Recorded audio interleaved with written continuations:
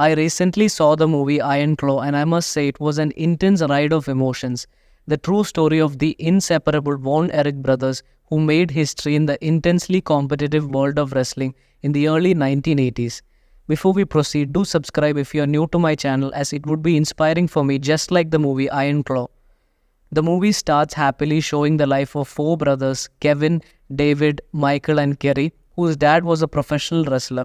His dream was to get the heavyweight title and the boys are working on it to fulfill their dad's dream.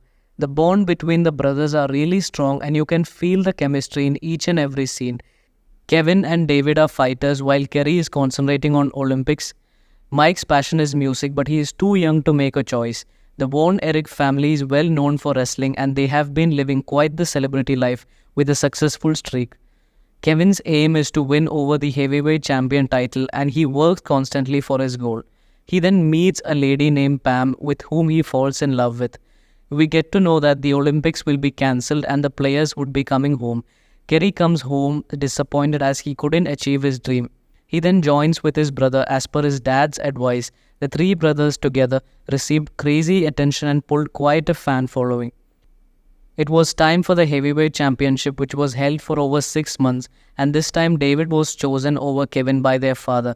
Kevin was initially upset about this but being a loving brother he makes way and is happy for his brother. We also come to know that there were 5 brothers and the eldest brother died when he was young. The family believes they are cursed due to their surname being inherited from the father's grandmother. Meanwhile, we see Kevin gets married to Pam and during the wedding we see David coughing blood in the toilet. Kevin checks up on him and asks to take care of his health. David leaves for his tournament and the next scene we see is Kevin being told by his father that his brother David has passed away.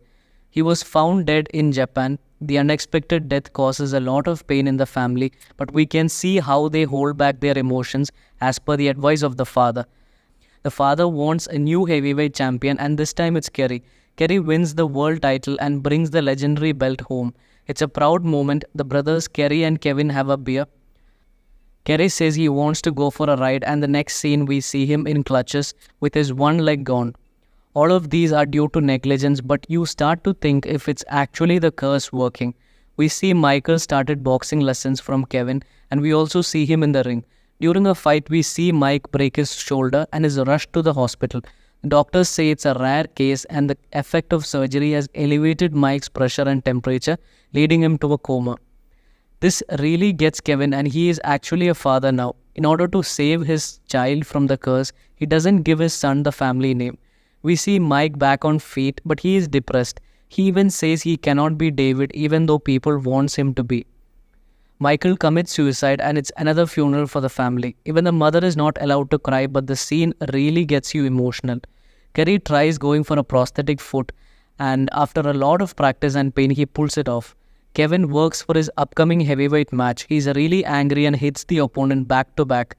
Even after Kevin was announced winner, he didn't stop the fight, leading to a disqualification, eventually making the opponent hold the current title.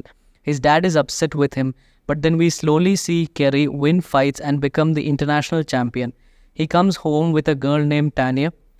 He also has a gift for his father. His interactions with the family in an aggressive way makes us understand that he is not doing so well.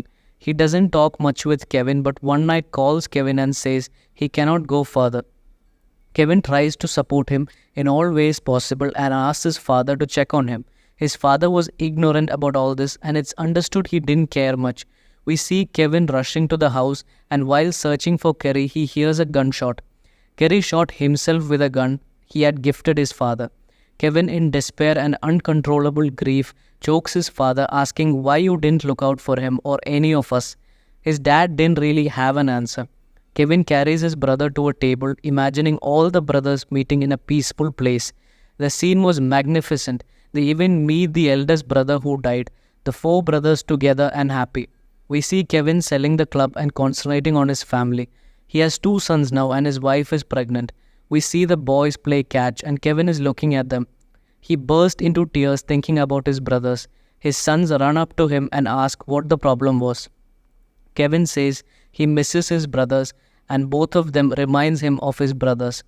What the boys said next might be the most beautiful thing in the entire movie. They They said, "We can be your brother, Dad." The movie ends with Kevin playing along. I would say it was quite a movie. Expected some cold knockouts and gruesome fights, but got an entirely different scene. It's a highly recommended movie according to me, the story of breaking curses even though there wasn't any.